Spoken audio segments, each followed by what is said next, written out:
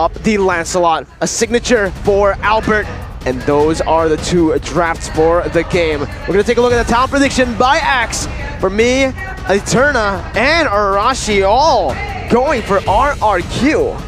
Yeah, but now with the draft set in place, this could be either one. I mean, RRQ Hoshi, I opted for this because of how strong they've been, how disciplined, how consistent they are, the experience they have, and their adaptability. 100% RRQ Hoshi. But EVOS Legends, huge question mark. A lot of things have been brought to surface that we, as even casters, did not expect. And right now, EVOS has the option of going for the double sustain, right? They can go for the Cult Altar and then going with an Estes ultimate afterwards. And RRQ, they don't really have an answer just yet. Well, the audience prediction by TikTok says that a lot of people agree going for RRQ, winning just by a little bit, 60% towards EVOS Legends. Now, with both of the drafts set in stone, ladies and gentlemen, it's time for the El Clasico. As the portal opens up, we enter game number 1 of the series. And just like that, I don't know if this is something that they're doing on purpose, but Dreams has opted to go for the Blacklist skin. Maybe, you know, wanting to give RQ those M3 flashbacks. M3 flashbacks is a possibility, or showing them that, oh man, this is just getting so spicy right now. We can see that RRQ Clay here already trying to open up the map, and it's actually going to be him on the Faramis. So different to the playstyle that we're accustomed to on the Faramis. We'll see how effective he can be with an aggressive type of playstyle. Suzujin able to secure the Litho from Albert. Already a small victory without Red Tree to boot. And now with the usual pattern we see is that mid lane pressure being contested and then it spills out to other lanes. But EVOS Legends, they are focusing on the gold lane immensely. You can see already rotations from Natalia as well, trying to give a little bit more space for Skylar, because so far he is being completely bullied with Dreams here. And look at this, Vin goes in only to dish a little bit amount of damage, but look at the sustain that Dreams can have.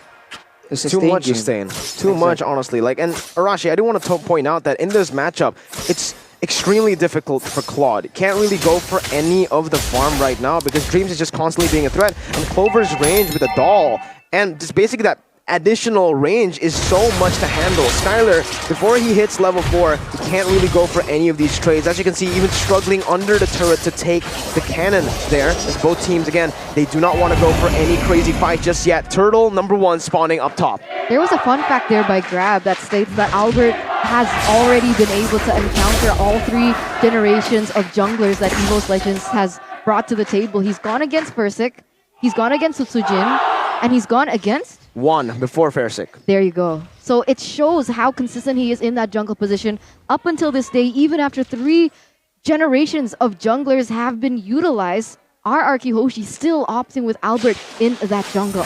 Early on though, we saw EVOS Legends, they tried to make a play for Skylar, but RRQ Hoshi, they all converge and deny that play from happening. So right now, Skylar is still actually getting targeted, but will he be able to escape with the Battle Mirror image as RRQ make a play for the turtle against a Paquito? Will this be a good idea though? Oh, Blush of the Moon Goddess, Skylar taking low, Clover using Inspire, but Clay comes in, Albert up top wins the Retribution battle, and in the bottom side is 3v2 as they engage onto the EVOS Legends bot side, but look who's winning in a 3v2.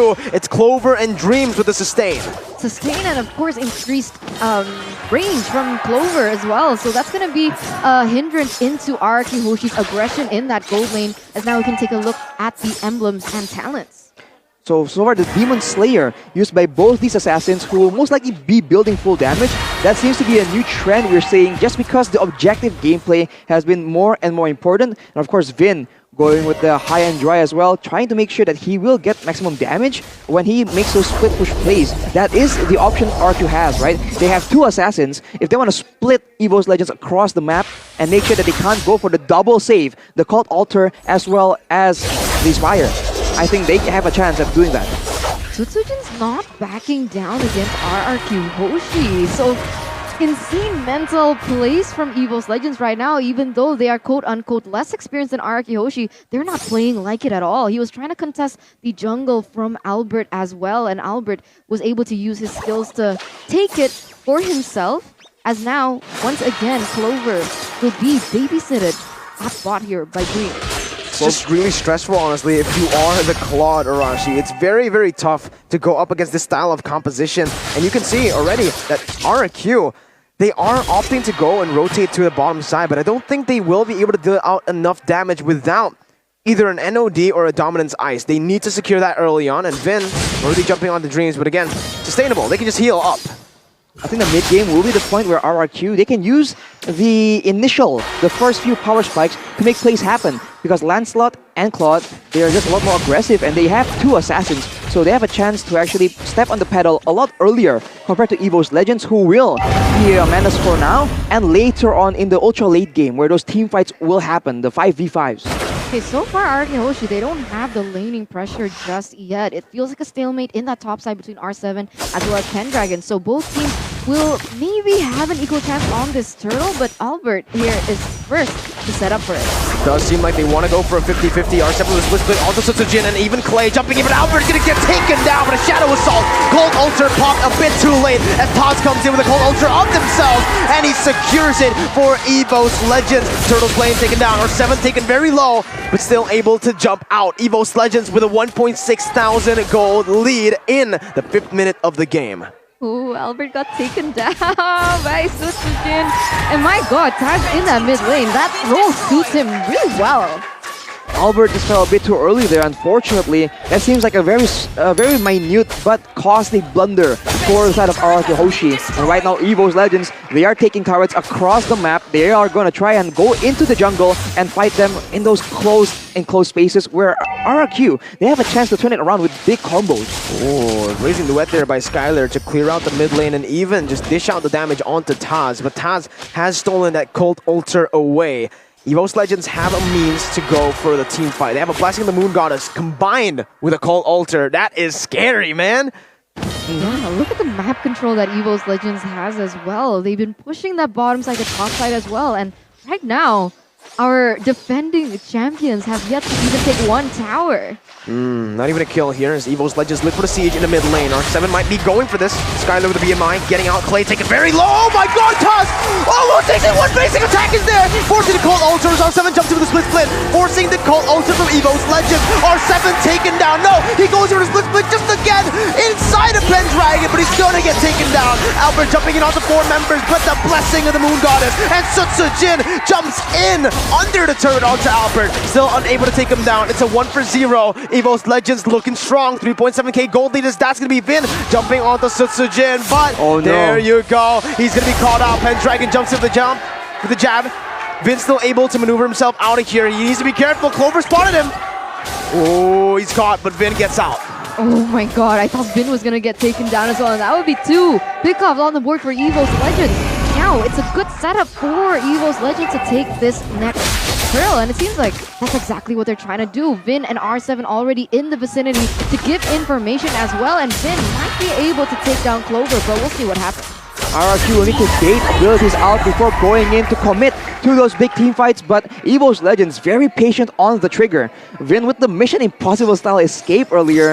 If he can do that a lot, that might play mind games with EVOS Legends, right? Get them concerned about what's behind them. But looking at the item builds right now, Bloodlust Axe already completed for Pendragon, so he's very sustainable in that lane.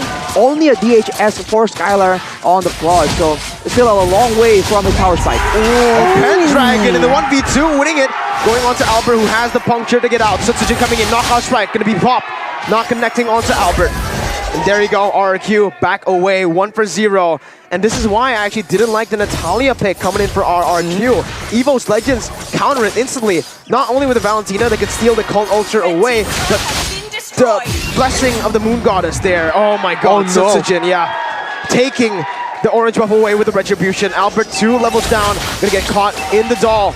Gonna get poked down as well. EVOS Legends looking for the siege and RRQ have no response. Albert jumps in, pops the go away, and Albert is gonna get taken down. No, taken very low, but look at the damage coming in. Sutsujin with a Shadow Assault under the turret. He goes in on the Skylar. He's baited in, and he will fall. R7 picking up the kill. Going for the split again onto Dreams, picking him back for Clay, but Dreams is still able to get out. Vin and Clay stalking them in the midst, in the back. Vin looking for the jump, doesn't go for it just yet. Goes for the Lethos. Clay brings Dreams back for Skylar to pick up the Blazing Duet, taking that kill away as Albert jumps in with the Phantom Execution there. not able to really go for anything more. Yeah, Pendragon was able to read his movements very clearly and was able to dodge away from all of his skills. And that's insane. How close was that? RRQ Hoshi, they have a match on their hands against EVOS Legends as now they're leading with almost 4,000 gold. And we'll see who has the better setup in this next war, as it is going to already be spawned in the land of dawn. It was very dangerous for Susujin, man, diving all the way under the base turret, and he paid the price for it. That was not ideal for EVOS Legends, but for the most part, they have taken almost every single turret, save for the one left on the top side. They have control right now in the Lord area. RRQ will have to try and approach from multiple angles, but Skylar is not even involved in this play.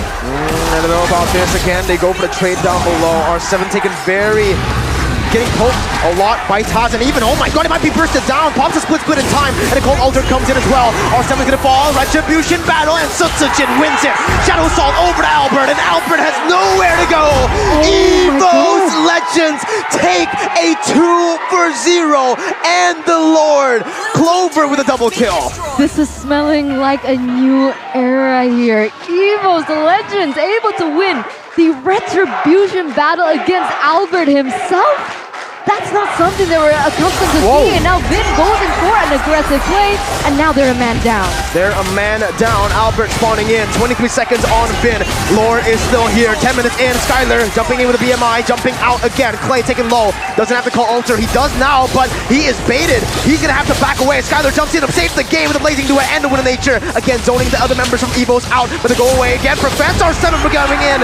Sutsujin takes the kill up. Cold Alter instantly destroyed by Clover, as RRQ are able to defend for now. Vin spawning in, no high ground defense for now. It's actually the Cold Ultra caught by EVOS. Albert jumping in back and forth, but he will not fall. He's still here to end. He's still here to defend, but EVOS Legends, they do not care. They go straight for the base, ending it in 11 minutes. Against all odds, against the defending champions, they're able to win the first game. Guys, this Insane. What? A statement Oh my god! by EVOS Legends. A dominant first game as RRQ got absolutely slaughtered. And it's not against any team. These are rookies going up against RRQ. 11 minutes. Is that the fastest RRQ defeat? Yeah. I haven't seen 11 minutes for a long time when RRQ is involved, man. Unless they're the winners. That is crazy.